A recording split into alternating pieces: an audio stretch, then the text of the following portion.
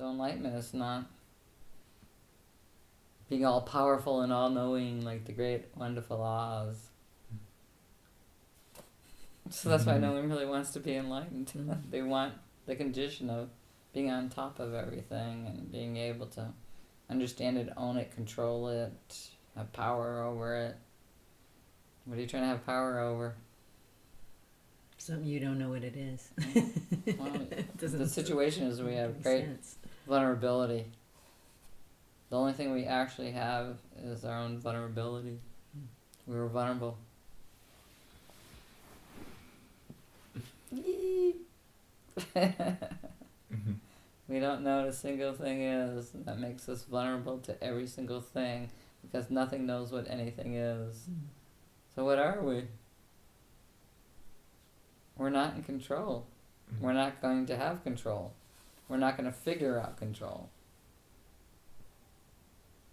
We're going to appear in this very strange, vulnerable way, disappear. In that same vulnerable way. You know, in that movie where, what's it called, Dark City or something? And he opens the door and he realizes Shell City, what Shell City is. Shell Beach. Yeah. Shell Beach is actually just, they're spinning through space. There's nothing on the other side. They're not really on anything. There's no real grounded support for anything. You're just spinning through space. That complete terror of that vulnerability, well, that's enlightenment. So instead of seeing it as terror, you see it as complete freedom from being possessed or having to possess. So when you want to control and possess, you have to also be controlled and possessed.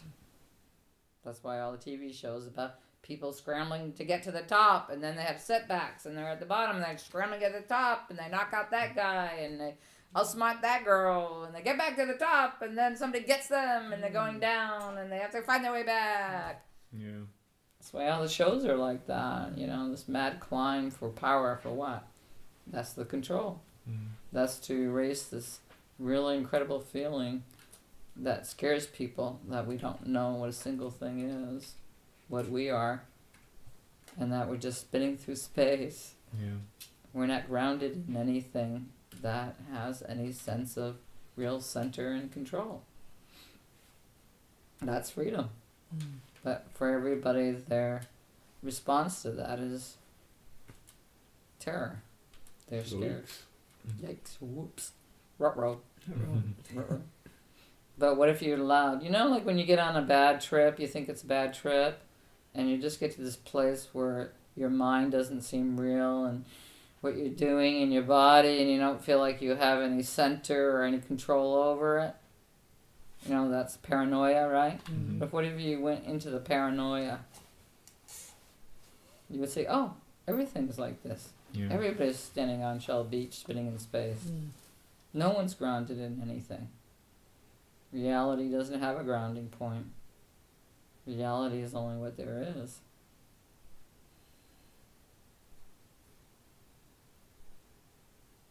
I remember when So instead of being happy and feeling the complete freedom of that, everybody gets close to that and freaks. It's like you get to a certain point, individuality and personal one is not real. In the earlier years of teaching, I always had great regard for each personal person that came to me and helping and supporting them and enduring them. And but at this point, there's no personal self. And so when you say, go slower or help me or do this, I don't really care because there's no personal self. So what you want me to regard is just is the false and the phony, which is what has to be undone, the false and the phony. But in the beginning years, everyone wanted me to regard them, their personality, how they are as a person, who they are as a person. And that was a really hard way to teach for a long time. And the more I taught and regarded each one of you, the more it was that there's no personal one. So why don't I just throw them into the terror and let's see if they're going to be vulnerable or not? Why is it all this prep and preparation and preparing? Somebody's ready, they're ready. If they're not, they're not. And they're just going to mess with me for years and years and never get ready. That's what certain people did. They messed with me for certain years for help and instruction and friendship and all that. And they would never, as soon as that moment was brought up, ran out of the room, ran away. Never wanted that moment. So sadhana is just trusting that that moment needs to happen. And because you have all these years of less protection against that moment, it can happen. Instead of saying your first motive is to stop that moment, you'll say, well, what else is there? Let this moment happen. I'll let it happen. I'm not going to stop it. I'm not going to run away. And it just happens. And then you see what it is. And then you see that to be free is to be totally out of control. Because there's no such thing as control. So you're not really actually out of control. There just isn't such a thing as control. And then you don't take anything personally. And so when people treat you and try to jab you into all this personal, melding with them and all their personal demands for their fulfillment, it just kind of doesn't interest you anymore. You're kind of indifferent, and if you have a nature that's kind of peppy or intense, then you will demonstrate that indifference or that lack of caring for that in that way. Whatever your nature's like, you'll respond to others. But you just see that everybody's just living a pattern of believing in their self-possession and then wanting to be free of it. But they think that through control and control of their circumstance and others, that they can be free of it. But you don't get free that way. You have to be completely vulnerable. And so people have experienced strange moments where that kind of sense of self and sense of control and it doesn't seem real. It's not like you're defeated by experience and suppressed. It just doesn't. You'll have moments where it doesn't seem real. And then you go, oh, okay, stop this. And then at death, it's annihilation of your body, and then eventually your all the makings of your mind will wear out too in the after death state, So, remember that movie, Waking Life, where he doesn't realize he's dead and just flies all these places, and at the end, what does he decide to do? He realizes he can't wake up into his body anymore, so he just goes, accepts it. Yeah. And then the movie kind of ends there. So what if you were to accept it while you still were a functioning body-mind? While you allowed that vulnerability? So everybody is trying to figure out some way to control that there's suffering. Isn't that the whole motive of humanity, is try to control suffering? Machines. We're supposed to help with that. Yeah. There's always some plan why we're going to come up with some angle. Well, because we're in the materialistic machine science age, we all think machines are going to control our suffering, but, everybody's still suffering all sorts of things. So you can have a machine to make something easier, but you still have to repair the machines, take care of the machines, and that's suffering. That creates another form of suffering. There's still all kinds of suffering, even when it's like if you're bleeding through 15 holes, and you put a big Band-Aid on one and hold that one, still the other 14, and then when you try to do the other ones, the Band-Aid falls off and you're back at that one. It's just like, that's not the way it works. The way it works is understanding the mechanism and the impulse to control it, and to be able to have the capacity to trust that you are not that ego identity and the mechanism of what it's always trying to accomplish.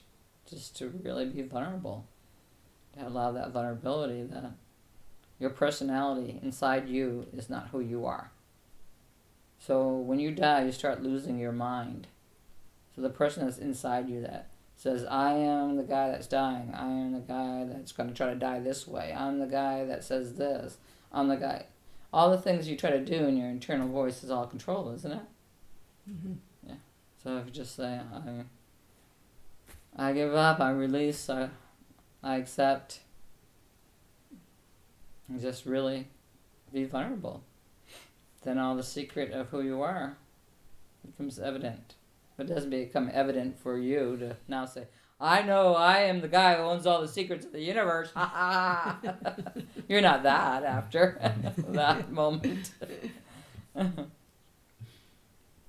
all the people who existed, they all thought they were people with thoughts and ideas and events and attachments and people and experiences. They thought they were all of that, but they all disappeared.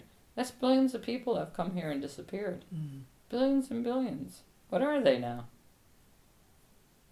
Nobody knows. It's just consciousness. They're not individuality anymore. They're not personal ones anymore. And so we never really were a personal one. We're all consciousness. So we will always be just consciousness itself. Before anything happens, before any experience, before any thought, we are that. And so it's probably just say, well, why is all this happening then? Why is all the dreams of all the dreamers occurring? I was talking to somebody in that book. In the same way you can't know what anything is, you can't know what this Can't is. know what that is. But somehow it's occurring. Mm-hmm. And that's just being vulnerable to it. So I guess he didn't like it very much. So he was like, why is this occurring? Why does this have to persist and occur?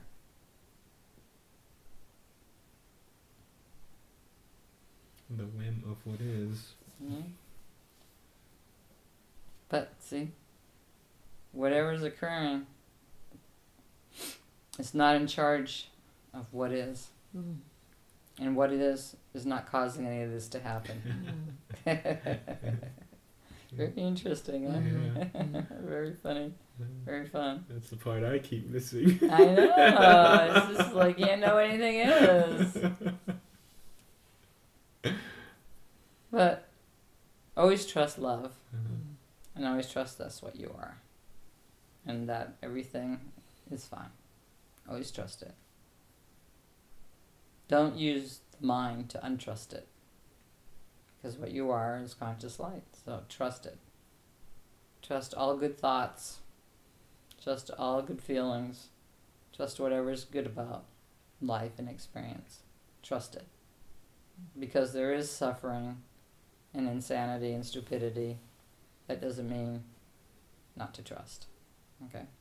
Don't dictate your level of vulnerability. Because trust moves deeper into vulnerability. Trust is part of vulnerability. So if you can trust, you can move into vulnerability. So a lot of people become bitter, and hard, and so they had they had some suffering, or a lot of suffering, or they think too much suffering, or whatever you qualify it. That makes you hard. I guess people who are really hard and harden their hearts and don't want to trust, say, love, then they must think that the suffering they had was too much, and they draw a line. Mm-hmm. If you ask people if there's God, people suffered a lot will say no. Or people that are just totally think that they can control things will also say that your mind controls everything. They will say, no, there's no God. Or I don't know. Or I don't think there is. The very fact that your mind can dictate whether consciousness is. It's really funny. Because the mind is nothing. It doesn't do anything. It just Like collects knowledge. Yeah. It just collects knowledge like Google machine. It's nothing. People think it's actually a real controller and doer. Being. And they think it's actually being. People think that the real them is when they're sitting in a room or in their bed and they're thinking thoughts. Whatever. And that because they're thinking thoughts and they can think another thought. Let me think about chocolate cake. Okay, I like chocolate cake. That really proves that I'm really a person, and this is who I am, and I'm in control of things.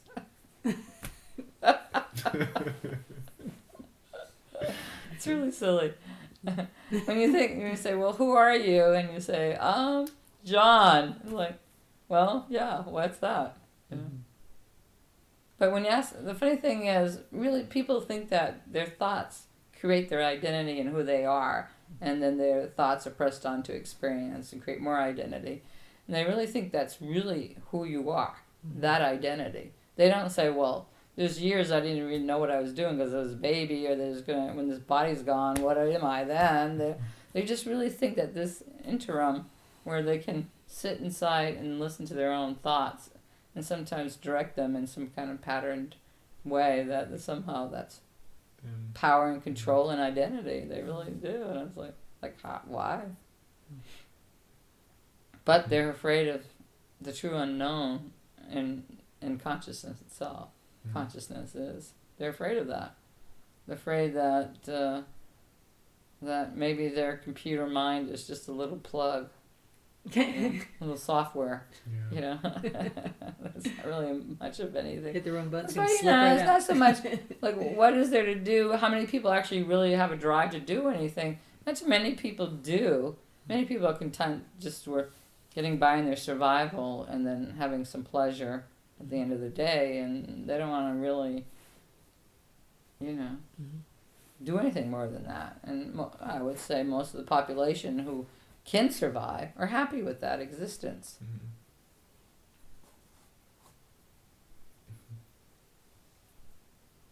Well, there's not that much to do anyways. Even if you're not happy with that existence, you have a drive to create New York City or something, what difference does it make?